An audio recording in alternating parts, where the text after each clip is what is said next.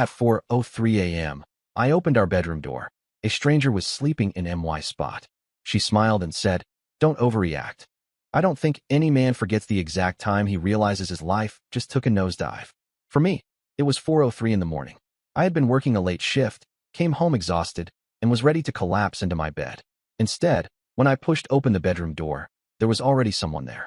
A stranger, sleeping in my spot, not sprawled out in confusion, not panicking like he was caught in the wrong place. He was relaxed, half under my blanket, his shoes kicked off neatly by the dresser like he lived here. And next to him, sitting up against the pillows, was my wife, Lauren. She wasn't crying, wasn't covering herself, wasn't fumbling for words. She actually had the audacity to smile at me. Her first words?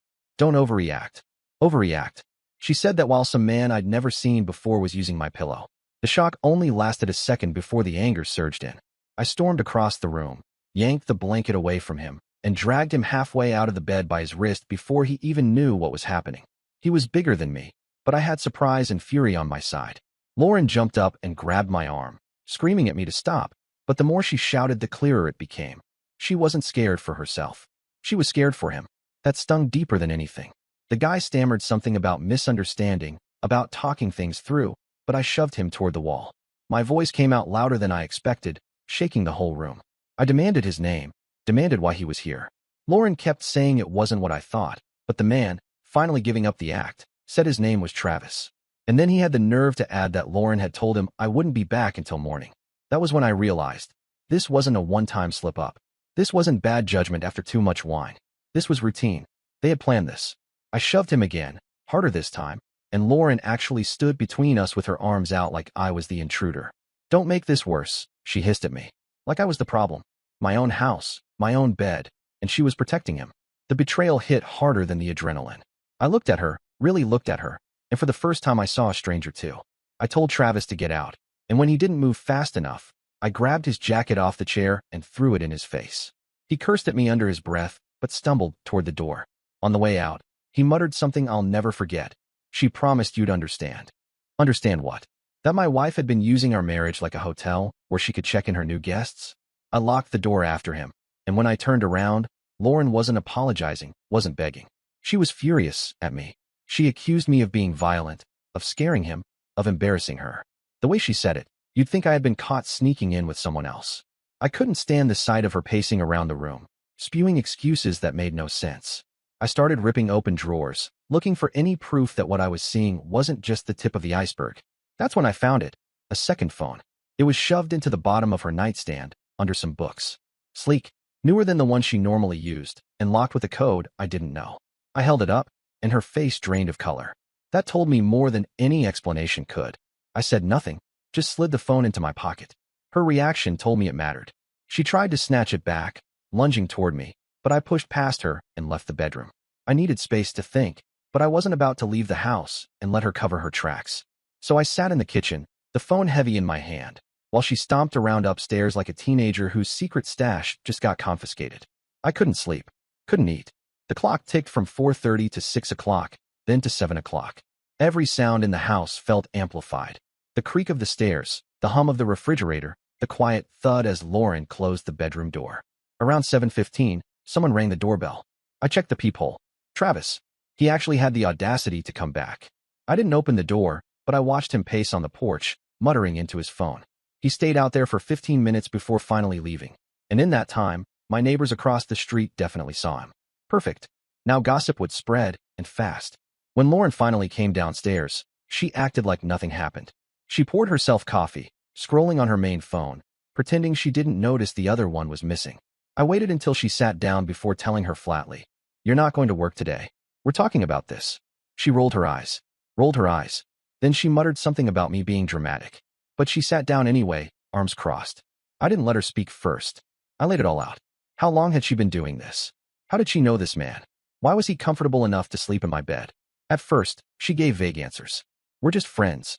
He needed a place to crash. It's not what you think." But when I pressed harder, she snapped. Said Travis was someone she met at work. Said he was struggling financially, and she'd been helping him out. Helping him out with what? Money? A bed? My wife wasn't just cheating. She was investing in her affair. That's when it clicked. Over the last 6 months, I had noticed weird withdrawals from our joint account. Small enough not to trigger alarms, but steady. I had chalked it up to her shopping habits. Now I knew better. She finally broke and admitted she had been supporting Travis because he was going through a rough patch. The way she said it, she sounded like some selfless saint, not a woman caught funneling marital money into another man's pocket. The argument escalated until I slammed my fist against the table. She flinched, not because she thought I'd hit her, but because for the first time she realized she wasn't controlling the conversation. I told her I was keeping the second phone. That's when she dropped her mug, shattering it across the floor, and screamed that I had no right to go through her personal things. The performance was loud enough for the neighbors to hear through the open window. Good. Let them hear. I picked up the phone, stood, and walked toward the door. She chased after me, clawing at my arm, but I shrugged her off. I wasn't leaving for work, and I wasn't leaving to cool down. I was heading straight to my friend Nate's place down the street. He'd been my closest friend since college, the kind of guy who always had a spare couch. When I got there, still gripping the locked phone, Nate opened the door and froze. He didn't need to ask. He had seen Travis on the porch earlier. Word spread fast in our neighborhood. Over breakfast, I told him everything. He didn't say much, just listened, nodding grimly. Then he said something that chilled me. Mark, I've seen Travis around before. Not just with Lauren. With Courtney too. Courtney, Lauren's best friend. The one who always played mediator when we argued. Always insisted Lauren needed more freedom. Suddenly it all made sense. Courtney wasn't just covering for Lauren. She was helping orchestrate the whole thing. The anger came back stronger than before, mixing with something colder, resolve. I wasn't just dealing with one betrayal. I was dealing with an entire web. And I wasn't going to sit quietly while they played me for a fool. I held up the phone and said, then it's time to find out what's inside this. And that was the moment I decided. No more shock, no more confusion. From here on out, I was going to tear their little world apart, piece by piece. I didn't waste any time once I had that phone. Nate lent me a set of tools he used for his IT work. Small screwdrivers, data cables, things he probably shouldn't have had outside of his job, and by noon, we had the phone connected to his laptop.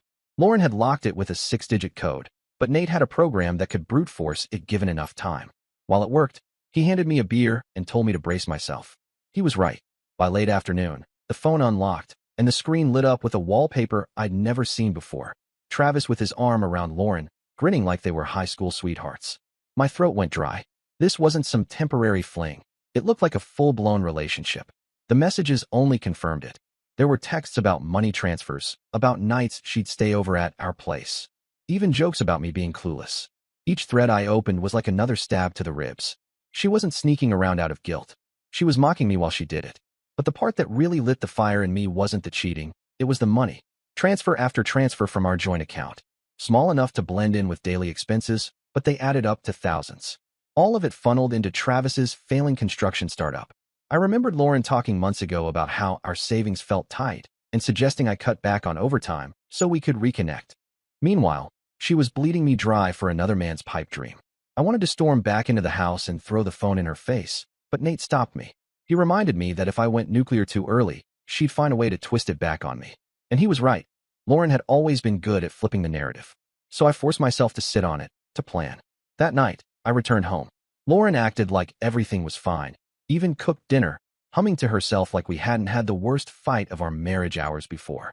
I played along, said little, and when she asked where I'd been, I told her I needed air. She narrowed her eyes, but didn't push. Over the next few days, I started gathering proof. Screenshots of transfers, copies of messages, even emails she had forwarded to herself from her work account. It was almost too easy. Lauren had gotten cocky. The more I dug, the uglier it got. Travis wasn't just some down-on-his-luck guy.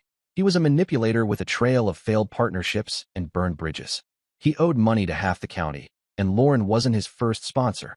He had a habit of cozying up to women with stable husbands and draining them dry. The kicker? Courtney was in on it. There were whole threads of Lauren and Courtney gossiping like teenagers, laughing about cover stories and coordinating nights.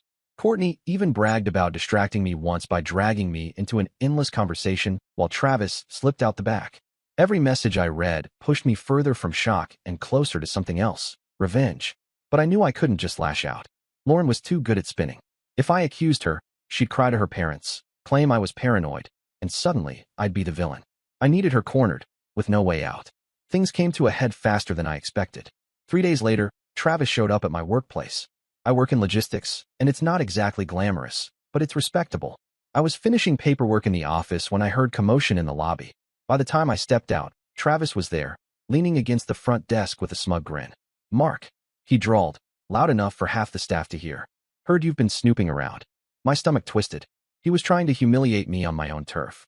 My boss peeked out of her office, and my co-workers exchanged glances. I told Travis to leave, but he stepped closer, lowering his voice just enough for me to hear. "Careful, man. She'll pick me if you push too hard." I wanted to break his jaw, but I clenched my fists and walked away. That was exactly what he wanted, a scene. Instead, I called security and had him escorted out. But the damage was done. My co-workers didn't need details. The gossip engine would spin this into something ugly. That night, I confronted Lauren. Not directly about the affair, but about Travis showing up at my job. She barely flinched. "He probably just wanted to talk," she said, like it was nothing. Like a grown man barging into my workplace wasn't a declaration of war. That's when I realized something. Lauren wasn't worried about being caught. She thought she had me locked down. The house was in both our names, the finances tangled, the families intertwined. In her head, I wasn't going anywhere. She could play this game indefinitely. I needed to flip the script. The next weekend, I told her we should host a small dinner. Just close family and Courtney, of course. She seemed surprised, but she agreed. Probably thought I was trying to smooth things over. Perfect. In the meantime, I kept digging.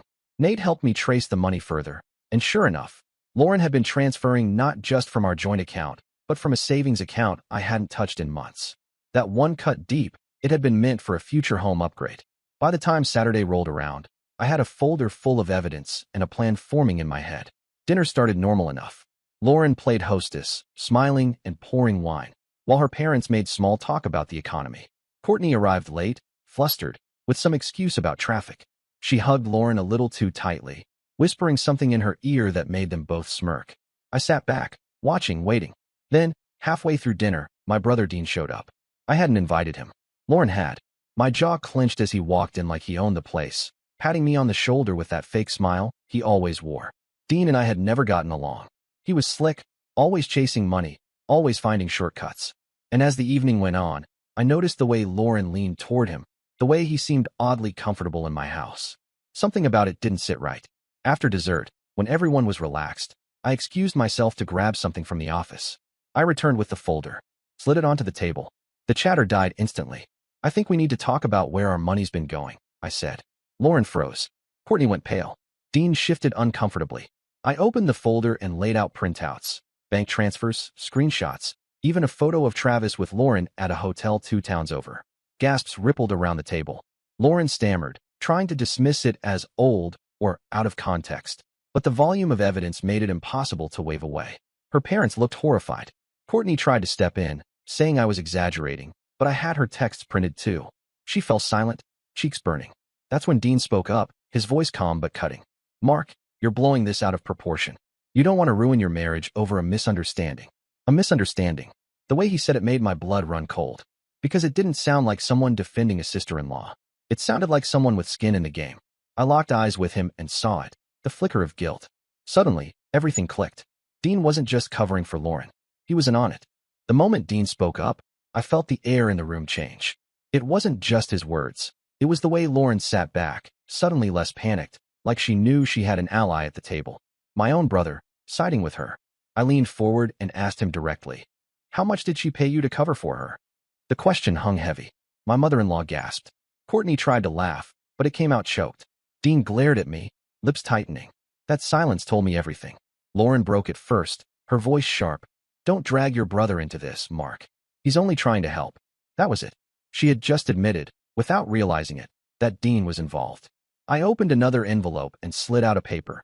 Bank records from an old account I hadn't touched in years. I had printed them the night before. On the list of withdrawals, one stood out. $2,000, transferred to a consulting fee. The account holder? Dean Whitman. My brother's face drained.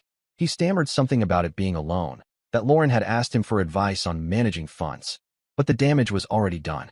My father-in-law turned to him, red-faced, demanding an explanation.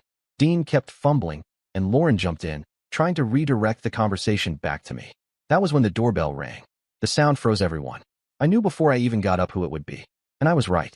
Standing on the porch, swaying slightly from either booze or lack of sleep, was Travis. "Evening, folks," he slurred as I tried to block the doorway. I heard there was a party. He shoved past me before I could stop him. My in-laws gasped. Courtney covered her mouth, and Lauren leapt up from the table like her savior had just arrived. "Travis, what are you doing here?" she hissed. But he wasn't here to hide. He was here to talk. Loudly. "Why not?" he barked, pointing at me. "He already knows everything. Hell, the whole neighborhood probably does by now." He staggered toward the table, waving his arms. "You should have told them, Lauren. Should have told them about the investments, about how much you believed in me." The room erupted. My mother-in-law demanded answers. My father-in-law slammed his fist against the table. Courtney tried to slip toward the door, but I caught her wrist and told her to sit down. Dean buried his face in his hands, muttering curses.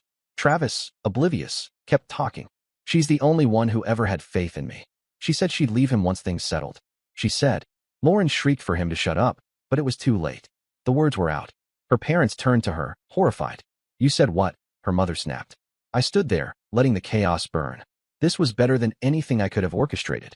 But I wasn't finished. I pulled out my phone and projected a series of photos onto the TV screen using the wireless link. Hotel receipts, selfies Travis had taken with Lauren, even a screenshot of a message where she had told Courtney, "I'll finally be free once Mark calms down and signs the refinance." Every face in that room shifted. My father-in-law's fury turned to disgust. My mother-in-law broke down in tears. Courtney sat stiff, staring at her lap. Dean tried to stand up and leave, but I blocked his path. "You're not walking out until they hear how deep you're in this," I said. And that was when another bomb dropped. Courtney, desperate to save herself, turned on Lauren. "Don't look at me like that," she spat. "You dragged me into this. You said Travis was just a distraction. You said you'd never actually leave Mark." The table went silent. Lauren froze, then tried to backtrack, but Courtney kept going. She confessed that she had covered for Lauren dozens of times, making excuses, keeping me busy. She confessed that Travis had crashed at her apartment too, when Lauren needed to keep him out of sight. I felt sick. This wasn't just my wife betraying me. It was an entire network of people I had once trusted, laughing behind my back. Lauren tried to scream over her, claiming Courtney was twisting things. But Travis, still drunk, sealed it. He laughed. A harsh, broken laugh. "Don't fight it, babe. It's true. You wanted both worlds. The husband with the house and the family name, and me with the excitement. You told me yourself." The room exploded again. My father-in-law stood and told Lauren she had shamed their family. My mother-in-law stormed into the kitchen, muttering about annulments. Dean tried once more to slink away, but this time my father-in-law grabbed him by the collar and demanded answers. Dean cracked. He admitted Lauren had been paying him to handle me. She had promised him a cut of Travis's business once it launched. He had been feeding her information about me, keeping her steps ahead. It was surreal, hearing my own brother admit he'd been selling me out for a quick payday. That was the moment the anger stopped burning hot and turned cold. I looked around at the wreckage of what used to be my life. My wife clinging to a drunken fraud, my brother exposed as a parasite, my in-laws shattered, and Courtney staring at the floor like she wished she could disappear. I didn't yell. I didn't throw anything. I just told them all, "This ends now."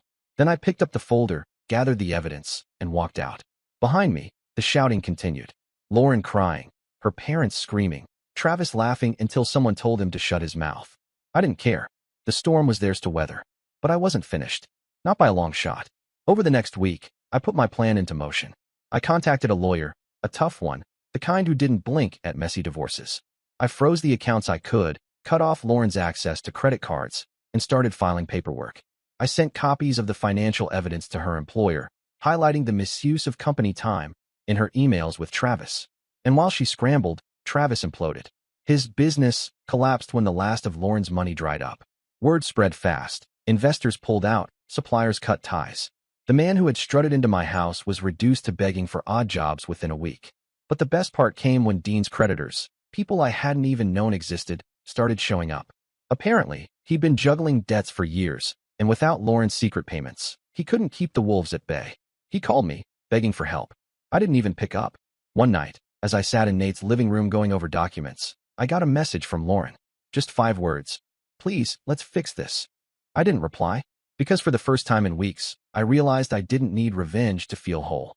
The collapse of their carefully built lies was revenge enough. But I also knew one thing. I wasn't done until every single person who played me paid in full. And part 4, that was where I'd make sure of it. The dinner had been the spark. After that night, the fire spread quickly, burning through every illusion Lauren had built around herself. And I wasn't about to stop it. I wanted the whole house of cards to collapse, and I wanted to be the one standing there, watching it fall. My lawyer worked faster than I imagined.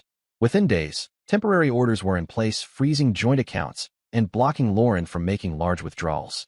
She screamed when she found out. She called me a coward, a thief, even tried storming into my workplace to cause a scene. Security escorted her out, and the footage of her yelling in the lobby ended up circulating among co-workers. By the next morning, her reputation was in pieces. I didn't stop there. I delivered copies of her messages with Travis, particularly the ones about transferring investment funds to her employer's HR department. She had been funneling money on company time, using her work email. Within a week, she was suspended pending investigation. Without her job, she lost the last stable income she had. Meanwhile, Travis was drowning. I learned through Nate that his business had folded completely. Vendors refused to deliver, clients pulled out, and word of his drinking problem spread fast. The man who had strutted into my house at 4:03 a.m. now spent his afternoons begging for odd jobs around town, still owing money to nearly everyone he'd met. I thought that would satisfy me. But then came Courtney. She had been engaged, something I hadn't paid much attention to before. Her fiancé, Evan, was a decent guy who had always struck me as straightforward, a bit quiet. After the dinner, I made sure he received copies of the texts she had exchanged with Lauren, all the lies she had told to cover for the affair. When he read them, he didn't scream or throw things. He simply left, moved his stuff out within 24 hours, and never looked back. Courtney tried calling me afterward, sobbing that I had ruined her life. I told her the truth. She had done that herself. And then there was Dean. My brother called me daily for 2 weeks, each message more desperate than the last. The creditors had started circling, and with no consulting fees from Lauren, he was cornered. He begged for a loan, said we were family, that we had to stick together. I ignored him at first, but when he showed up at my door, I finally answered. He looked awful, hollow-eyed, thinner, his usual slick confidence gone. "You don't understand, Mark," he said, voice cracking. "I thought I was playing the game. She promised me." I cut him off. "You sold me out for scraps, Dean. You knew what she was doing, and you chose a payout over blood." He started crying. Real, pitiful tears. But I felt nothing. I shut the door in his face. That was the last time I saw him. Later, I heard he'd filed for bankruptcy after his car was repossessed and his credit cards maxed out. Karma didn't need my help with him. As for Lauren, her unraveling was spectacular. Without money, without a job, without Travis propping her up, she tried turning back to me. First with texts, then with calls, then showing up at Nate's house late one night, pounding on the door until the neighbors threatened to call the cops. Her voice cracked as she shouted, "We can fix this. We can start over." But I had already fixed things, just not in the way she wanted. Weeks earlier, before the confrontation at dinner, I had filed for divorce quietly. My lawyer had guided me through it, making sure all the paperwork was in order, leveraging the evidence I collected. Lauren had signed documents she didn't fully read, thinking they were financial adjustments. She had no idea she'd already agreed to terms that stripped her of claims to the house, savings, and even the car she drove. So when she tried to crawl back, I handed her a copy of the finalized decree. Her face went white as she realized she had already lost everything. "You tricked me," she whispered, her voice breaking. "No," I said calmly. "You tricked yourself. I just stopped playing along." She crumpled to the curb outside Nate's house, sobbing. I didn't watch for long. I closed the door, turned off the porch light, and left her to whatever future she could scrape together. From then on, it was quiet. Travis disappeared, likely skipping town to dodge debt collectors. Dean vanished from family gatherings, his shame too heavy to carry. Courtney became a pariah among her circle, everyone whispering about how she had covered for Lauren and lost her fiancé in the process. And Lauren? Last I heard, she was working part-time at a diner across town, barely able to afford rent. Every time I drove past that strip, I felt nothing but a cold certainty. Actions have consequences. As for me, I rebuilt. Nate offered me his spare room until the divorce finalized, and in that quiet space, I started to breathe again. I went back to hobbies I hadn't touched in years, reconnected with co-workers who had rallied behind me after Lauren's meltdown at my job, and even began taking on leadership projects.